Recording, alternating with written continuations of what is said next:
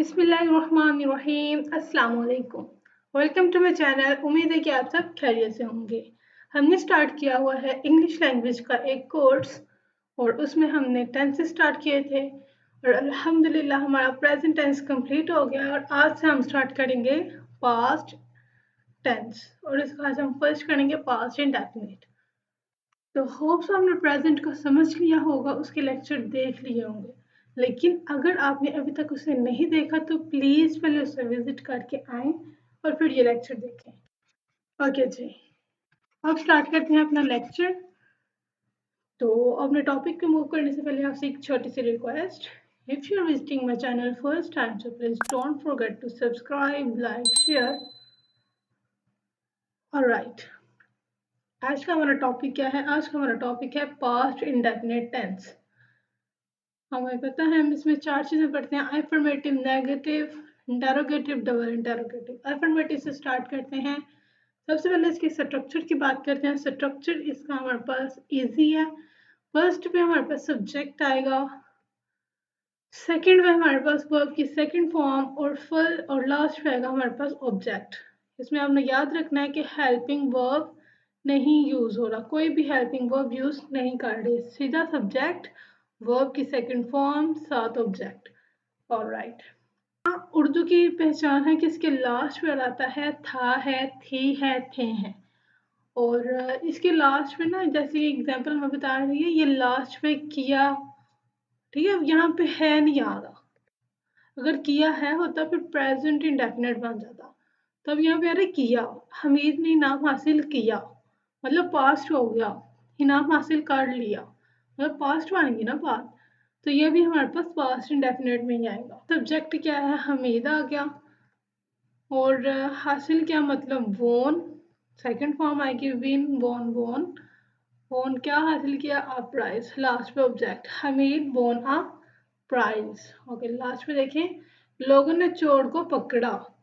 यहाँ पे याद रखें ये लास्ट पे है नहीं आ रहा, ये किया, पकड़ा, ये सारी पास्ट की निशानी है। ठीक है, लोगों ने चोर को पकड़ा। देखें जी, लोग हमारे पास सब्जेक्ट है, पीपल। आगे कैच की सेकंड फॉर्म क्या होती है? कॉट।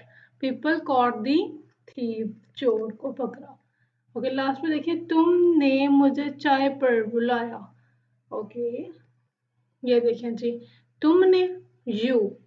आगे बुलाने को क्या कहते हैं? इनवाइट। इनवाइट की लगेगी second form, invited me, you invited me to tea. Okay, यहाँ पे हमारा पास्ट का अफर्मेटिव खत्म हो जाता है। अब नेक्स्ट मूव करते हैं नेगेटिव पे। हमें पता है नेगेटिव का क्या मतलब होता है, जिसमें किसी काम से मना किया जाए। इसका भी स्ट्रक्चर सेम वही है, लेकिन थोड़ा सा डिफरेंस ये आया कि एक तो सब्जेक्ट आएगा और इसका हेल्पिंग वर्ब हमारे पास क्या होता है? डिड। ठीक है, हेल्पिंग वर्ब डिड है। डिड के बाद हम लगाएंगे नॉट और फिर हमारे पास आ जाएगी वर्ब की फर्स्ट फॉर्म।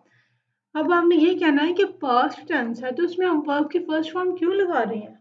देखिए मेरी बात सुनिए, डिड जो है ना वो डू की सेकंड फॉर्म है। जो डू है ना उसकी सेकंड फॉर्म होती है डिड। तो जब हमने टेंस में एक दफा डिड यूज कर लिया, सेकंड फॉर्म यूज कर ली, तो हमें ये पता चल चुका है कि ये टेंस हमारे पास पास्ट का है। तो जब हमने एक दफा यूज कर ली तो हमें दोबारा यूज करने की जरूरत नहीं है। ओके, तो इसमें कंफ्यूज होने की कोई जरूरत नहीं। ऑलराइट, आगे देखें, इसने वालिदैन का हुक्म ना माना। ओके, इसने, ही, मानना है ना, इसने वालिदैन का हुक्म ना माना। तो यहाँ पे he did not, he did not obey, मानने की इंग्लिश है ना, ओबे हिज पेरेंट्स। नेक्स्ट देखें, इन्होंने हमारी मदद नहीं की। इन्होंने से हमें पता चल गया कि ये प्लूरल है। They did not help us। ठीक है, यहाँ पे सेकंड फॉर्म यूज नहीं करेंगे। नेक्स्ट देखिए, पुलिस ने चोर को गिरफ्तार ना किया। ये लें जी, दी पुलिस, फर्स्ट पे पुलिस है ना, the police did not arrest, arrest the thief. देखें यहाँ पे मैंने अरेस्टेड तो नहीं ना यूज किया, फर्स्ट फॉर्म यूज किया arrest. The police did not arrest the thief। Okay ji, next negative भी खत्म हो गया। अब देखिए जी इंटेरोगेटिव क्या है। इंटेरोगेटिव क्या होता है, जिसमें हम कोई सवाल करते हैं। इसका भी स्ट्रक्चर सेम टू सेम वही है, लेकिन इसमें डिफरेंस क्या है कि जो हेल्पिंग वर्ब होगा वो फर्स्ट पे आ जाएगा, फिर आएगा सब्जेक्ट, वर्ब की फर्स्ट फॉर्म और ऑब्जेक्ट। यहाँ पे भी वही कॉन्सेप्ट है कि हमने वर्ब की सेकंड फॉर्म क्यों यूज नहीं की, क्योंकि हमने डिड यूज कर लिया।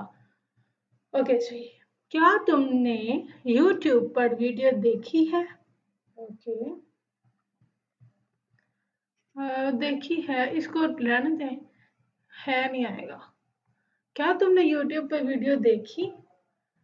ओके, तो इसमें हमने कोई कंफ्यूज नहीं होना कि यहाँ पे तुम है तो क्या लगेगा। इसमें एक ही हेल्पिंग वर्ब है, हर एक के साथ डिड ही लगेगा।